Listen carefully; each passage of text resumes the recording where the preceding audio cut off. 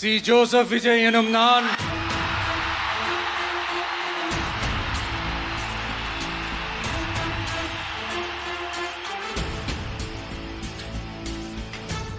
அடிப்படையில் விஜய் வந்து ஒரு ஜனங்களின் நாயகன். 22 விஜய் பற்றி ஆராய்ச்சி பண்ணுறேன். அவர் அப்போ அரசியலுக்கு வரல, அரசியல் பற்றியெல்லாம் அறிவிக்கல. ஆனால் அதெல்லாம் தாண்டி அவர் வந்து ஒரு கல்ச்சுரல் ஐக்கான். படத்துக்கு டைட்டில் வைக்கிறதுக்கு முன்னாடியே நான் எழுதிக்கிட்டு இருந்த விஜய் பற்றின என்னுடைய ஆர்டிக்கிளுக்கு performing the man of the masses அப்படின்னு தான் நான் எழுதியிருந்தேன் இங்கிலீஷில். அது காரணம் வந்து இதுதான். மேன் ஆஃப் த மாசஸ் அப்படின்றத தமிழில் மாற்றும்போது அது ஜனநாயகன். அங்கே இருக்க ஒரு வேனில் ஒரு மேலே ஏறி நின்று அவங்களோட ஒரு செல்ஃபி எடுக்கிறாரு. ஒரு வேர்ல்டு லெவலில் வந்து ட்ரெண்ட் ஆகுது. அந்த வருஷம் ட்விட்டர் இந்தியா வந்து அனௌன்ஸ் பண்ணுறாங்க, அதாவது மோஸ்ட் ரீட்வீட்டட் பண்ண ஃபோட்டோ அப்படின்னு வந்து அனௌன்ஸ் பண்ணுறாங்க. ஏன்னா அந்த படத்துடைய லோகோ பார்த்தீங்கன்னா அந்த லோகோவில் வந்து அவரும் இது அந்த செல்ஃபி மூமெண்ட்டை தான் ரீக்ரியேட் பண்ணி அந்த லோகோ வந்து இருக்கும்.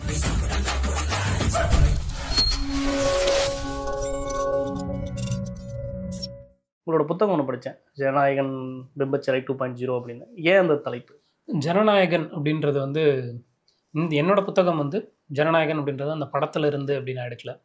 அடிப்படையில் விஜய் வந்து ஒரு ஜனங்களின் நாயகன், the man of the masses அப்படின்னு நினைக்கிறேன். ஏன் விஜய் வந்து ஒரு மேன் ஆஃப் த மாசஸ் அப்படின்னா, விஜய் எப்போதுமே தன்னை அசோசியேட் பண்ணிக்கிறதே இந்த க்ரௌடோட, அந்த மாஸோட, அதோட தான் தன்னை அசோசியேட் பண்ணிக்கிறார். அதை வந்து நம்ம இன்னைக்கு பார்க்குறது மட்டும் இல்லை. என்னோடய புத்தகத்துடைய தொடக்கமே வந்து நான் நெய்வேலி செல்ஃபியிலேருந்து தான் ஆரம்பிச்சிருப்பேன். நெய்வேலி செல்ஃபி அப்படின்றது தமிழில் நம்ம கவனிக்க தவறிய ஒரு முக்கியமான ஒரு ஒரு தமிழ் பண்பாட்டுடைய ஒரு முக்கியமான ஒரு நிகழ்வாக வந்து நான் பார்க்குறேன். அது ஆர்கனைஸ்டாகவும் நடந்திருக்கலாம், இல்லை அது வந்து ஆர்கனைஸ் ஆகாமல் சாதாரணமாக மக்கள் அவருடைய ரசிகர்களே அவங்களே வந்து கூடவும் செஞ்சுருக்கலாம். ஆனால் ஏதோ ஒரு வகையில் ஒரு நடிகர், ஒரு அரசியல் தலையீடு வந்து ஏற்படுது. அதாவது இன்கம் டேக்ஸ் ரெய்டு வந்து வராங்க. இன்கம் டேக்ஸ் ரெய்டுக்கு எதிராக அவருக்கு வந்து ஆதரவாக மக்கள் வந்து கூடுறாங்க. மக்கள்னால் அவருடைய ரசிகர்கள் வந்து கூடுறாங்க. அந்த ரசிகர்களுக்காக அவர் வந்து ஒரு அந்த அங்கே நின்றுட்டு இருந்த ஒரு வேனில், எதுவுமே பிளான்டு கிடையாது, இல்லை அங்கே இருக்க ஒரு வேனில் அவர் மேலே ஏறி நின்று அவங்களோட ஒரு செல்ஃபி எடுக்கிறாரு. அந்த செல்ஃபி வந்து ஒரு வேர்ல்டு லெவலில் வந்து ட்ரெண்ட் ஆகுது. அந்த வருஷம் ட்விட்டர் இந்தியா வந்து அனௌன்ஸ் பண்ணுறாங்க, அதாவது most retweeted photo of the year அப்படின்னு வந்து ரீட்வீட் பண்ண ஃபோட்டோ அப்படின்னு வந்து அனௌன்ஸ் பண்ணுறாங்க. இது எல்லாமே வந்து இங்கே பண்பாட்டு ரீதியாக இங்கே ஏற்பட்டிருக்கிற ஒரு மாற்றத்தை வந்து சொல்லுது அப்படின்னு நினைக்கிறேன். எப்படி இந்த சமூகத்தை பார்க்கணும் அப்படிங்கிற அளவுகோல் வந்து மாறி இருக்குது அப்படின்றத வந்து இதிலேருந்து புரிஞ்சுக்கணும் அப்படின்னு நினைக்கிறேன். படமும் அவரும் அதிலிருந்து தான் எடுக்கிறாரு அப்படின்னு நினைக்கிறேன். ஏன்னா அந்த படத்துடைய லோகோ பார்த்தீங்கன்னா அந்த லோகோவில் வந்து அவரும் இது அந்த செல்ஃபி மூமெண்ட்டை தான் ரீக்ரியேட் பண்ணி அந்த லோகோ வந்து இருக்கும். படத்துக்கு டைட்டில் வைக்கிறதுக்கு முன்னாடியே நான் எழுதிக்கிட்டு இருந்த விஜய் பற்றின என்னுடைய ஆர்டிக்கிளுக்கு performing the man of the masses அப்படின்னு தான் நான் எழுதியிருந்தேன் இங்கிலீஷில். அது காரணம் வந்து இதுதான். மேன் ஆஃப் த மாசஸ் அப்படின்றத தமிழில் மாற்றும்போது அது ஜனநாயகன். ஜனநாயகம் அப்படிங்கிற இந்த மக்களாட்சி அப்படின்ற அந்த பொருள்லேருந்து வந்து எடுக்கல. இது அந்த மேன் ஆஃப் த மாசஸ் அப்படின்ற அந்த பொருள்லேருந்து எடுத்தது தான். அப்புறம் பிம்பச்சிறை 2.0 அப்படின்றது, நம்ம பிம்பச்சிறை அப்படின்றது ஒரு பிரபல ஆய்வாளர், மூத்த ஆய்வாளர் மறைந்த எம்எஸ்எஸ் பாண்டியன் அவர் எழுதின ஒரு புத்தகம், பிம்பச்சிறை அப்படின்ற புத்தகம். த இமேஜ் ட்ராப் அப்படின்ற புத்தகம். அது வந்து 92 வந்து ரிலீஸ் ஆச்சு. எம்ஜிஆருடைய லைஃப்பை பற்றின ஒரு புத்தகம். எம்ஜிஆர் எப்படி ஒரு இமேஜை உருவாக்குனாரு, அந்த இமேஜ் எப்படி சாமானிய மக்கள்கிட்ட வந்து எப்படி வேலை செஞ்சுது அப்படின்ற ஒரு புத்தகம் அது. அதில் எம்ஜிஆருடைய படங்களை பற்றி பேசியிருப்பார், அந்த படங்கள் உருவாக்குன வேல்யூஸை பற்றி பேசியிருப்பார், சாதாரண மக்கள்கிட்ட எம்ஜிஆரை பற்றி புலங்கின கதைகளை பற்றி பேசியிருப்பார். இது எல்லாமும் சேர்ந்து எப்படி எம்ஜிஆர் உருவாக்குன எம்ஜிஆருடைய அந்த ஆட்சி காலம், அந்த 10 வருஷம் ஆட்சி காலம் எப்படி ஒரு இருண்ட ஆட்சி காலமாக இருந்தது, அதுக்கு இடையில இருக்கிற முரண்பாடு என்ன, கான்ட்ராடிக்ஷன் என்ன அப்படிங்கிறத வந்து எம்எஸ்எஸ் பாண்டியன் அவரோட புக்கில் வந்து ஐடென்டிஃபை பண்ணியிருப்பார். அந்த பிம்பச்சிறை அப்படின்றது வந்து இப்போ நான் எழுதுகிற ஒரு புக் வந்து it's a blend of academia and journalism. நான் ஒரு அகாடமிக்காகவும் இருக்கேன், ஒரு ஜேர்னலிஸ்டாகவும் இருந்திருக்கேன் அப்படின்றதுனால அது ரெண்டையும் பிளெண்ட் பண்ணி எழுதுகிறோம், அது ரெண்டையும் கம்பைன் பண்ணி எழுதுகிறோம் அப்படின்றதுனால ஒரு ஜேர்னலிஸ்டிக்கான ஒரு டைட்டில், அதான் ஜனநாயகன் அப்படின்றது. இப்போ ஜேர்னலிஸ்டிக்காக அதை நினச்சி அந்த புத்தகத்தை படிக்க வர்றவங்க வந்து அவங்கள நம்ம கொஞ்சம் ஃபில்டர் பண்ண வேண்டியதாக இருக்குது.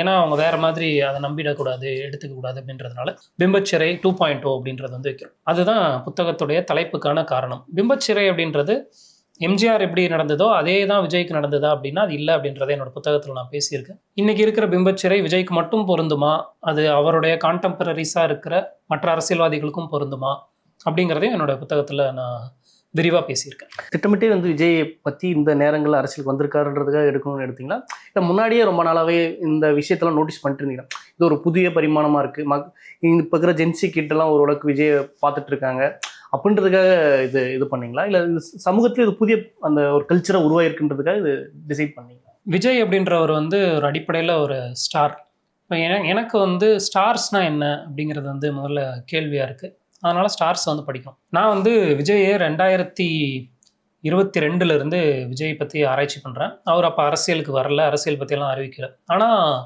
விஜய் பற்றின ஒரு விஷுவல் கல்ச்சர், விஜய் வந்து தமிழில் ஒரு கல்ச்சுரல் ஐக்கானாக மாறி இருக்காரு. அவர் பொலிட்டிக்கல் ஐக்கானாக மாறுவாரா மாற மாட்டாரான்றதை பற்றி இன்றைக்கி நம்ம எல்லாருமே பேசுகிறோம். ஆனால் அதெல்லாம் தாண்டி அவர் வந்து ஒரு கல்ச்சுரல் ஐக்கான். இந்த பண்பாட்டு ரீதியான கல்ச்சுரல் ஐக்கான்னா எதுக்கு அந்த வார்த்தை? ஆமாம், கல்ச்சுரல் ஐக்கான் அப்படின்னா மக்கள் வந்து அவரை இந்த கல்ச்சரை டினோட் பண்ணக்கூடிய ஒரு விஷயமா வந்து பார்க்குறாங்க. இப்போ மைக்கேல் ஜாக்சன் எடுத்துக்கிட்டிங்கன்னா அவர் வந்து ஒரு பீரியடோட கல்ச்சுரல் ஐக்கான். அவர் வந்து சில விஷயங்களை வந்து அவர் மைக்கேல் ஜாக்சன்னாலே அது ஒரு குறியீடு. அது சில விஷயங்களை வந்து குறிக்கும். அந்த பாப் அந்த காலத்தை வந்து குறிக்கும், அந்த டான்ஸை வந்து குறிக்கும். அவர் உருவாக்கின ஒரு டைப் ஆஃப் மியூசிக் வீடியோஸை வந்து குறிக்கும், அந்த ஒரு எம்டிவி கல்ச்சரை வந்து குறிக்கும். இது எல்லாத்துடைய குறியீடாக வந்து அந்த கலாச்சாரத்துடைய குறியீடாக வந்து உருவாகிறவங்க தான் கல்ச்சரல் ஐக்கான். அப்படி ஒரு கல்ச்சரல் ஐக்கான் தான் வந்து விஜய். ஒரு மக்கள் ஏன் ஒருத்தனை வந்து கொண்டாடுறாங்க அப்படிங்கிற கேள்வியிலிருந்து தான் நீங்கள் ஒரு ஸ்டாரை புரிஞ்சிக்க முடியும். ஒரு திரை நட்சத்திரத்தை வந்து அங்கேருந்து தான் புரிஞ்சிக்க முடியும். அவங்க தங்களை கட்டமைக்கிறதுக்கு நிறைய முயற்சிகள் செய்யலாம். எல்லாருமே தங்களை அப்படி முயற்சி செய்கிறாங்க. நம்ம பார்க்குற நிறைய நெப்போ கிட்ஸ் இருக்காங்க தமிழ் சினிமாலேயே. அவங்களுமே உருவாக்குறதுக்கு ட்ரை பண்ணியிருக்காங்க. ஆனால் அவங்க ஒரு ஸ்டாராக வந்து உருவானது கிடையாது. அவங்க ஒரு ஆக்டராக இருப்பாங்க, ஒரு பர்ஃபார்மராக இருப்பாங்க, ஒரு பேங்கபிள் ஸ்டாராக வந்து உருவாயிருக்க மாட்டாங்க. இந்த ஸ்டாராக உருவாக்கிட்டு தான் அடுத்து கல்ச்சுரல் ஐக்கானெல்லாம் மாற முடியும் அப்படின்னு நினைக்கிறேன். அதான் அது ஒரு கலாச்சார சீர்கேடு, ஒரு கலாச்சாரம் அழிஞ்சு போச்சு அப்படின்னு நினைக்கிறவங்களும் இருக்காங்க.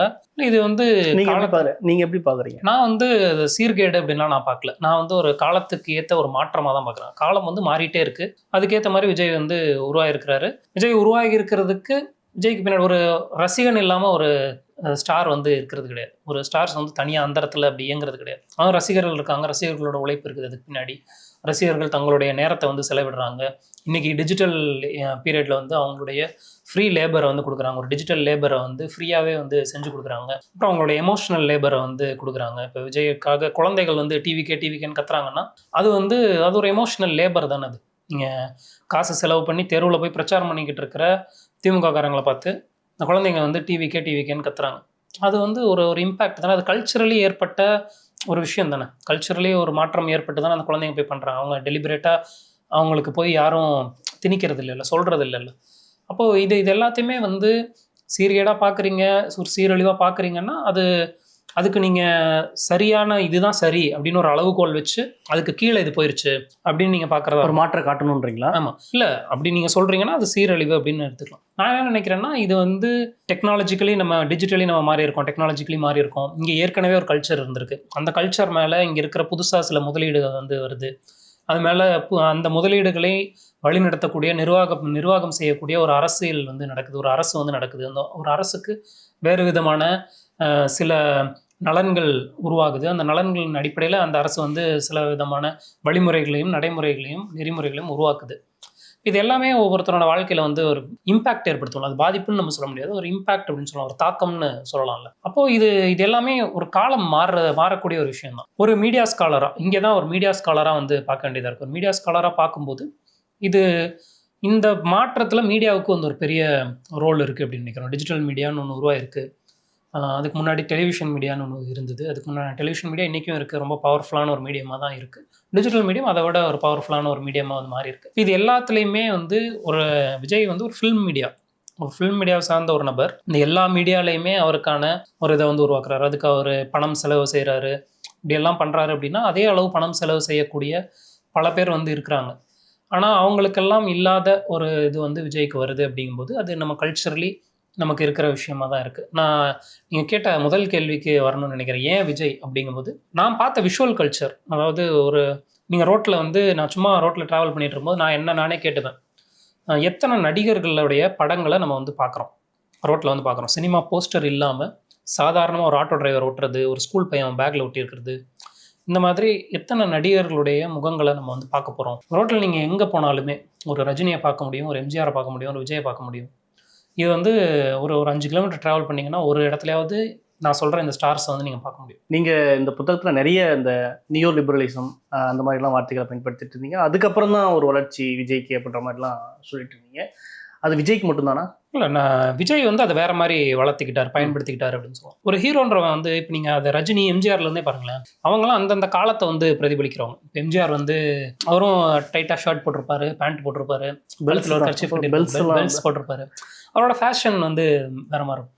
நீங்கள் ஃபேஷன் மட்டுமே ஒவ்வொரு படங்கள்லேயும் மாறிட்டே இருக்கும். அந்த முக்கியம் இல்லை, ரசிகர்கள் ரொம்ப ரொம்ப முக்கியம். நீங்கள் அது கல்ச்சரலி ஒரு மாற்றத்தை ஏற்படுத்துது அப்படின்றத தாண்டி படத்துக்குள்ளே அது ஒரு மீனிங் இருக்குல்ல. ஒரு அப்பா அப்படின்னா அப்பா வந்து வெள்ளை சட்டை வெள்ளை வெட்டி போட்டிருப்பார், இப்படி இருப்பார். இல்லைன்னா ஒரு சாதாரண ஒரு ஒர்க்கிங் கிளாஸ்னா அவர் லுங்கி கட்டியிருப்பாரு, அவர் இப்படி இருப்பார். ஒரு பாய், ஒரு முஸ்லீம் பாய்னா அவர் இப்படி இருப்பார். அப்படி ஒரு ஸ்டீரியோ டைப் ஒடுக்கப்பட்டவனா இப்படி தான் இருப்பான். அப்போ சில படங்கள்லாம் டார்க் ஃபேஸ் பண்ணி விட்ருவாங்க. அந்த மாதிரி ஒரு சில இதெல்லாம் இருக்குல்ல. அதில் விஜயோட இமேஜ் என்ன அப்படின்னு நீங்கள் பார்க்கணும். அப்படி பார்க்கும்போது விஜய்ன்றவர் வந்து ஒரு டிஷர்ட் அணிஞ்ச ஒரு இளைஞன். அதுக்கு முன்னாடி ரஜினியெல்லாம் டிஷர்ட்லாம் போடல. டிஷர்ட்லாம் காதலின் தீபம் ஒன்று பாட்டில் போட்டிருக்கிறாரு அப்படின்னு நீங்கள் சொல்லலாம். ஆனால் அதை ஒரு ஊட்டிக்கு போன மட்டும் தான் போடுவாங்க. ஆமாம்.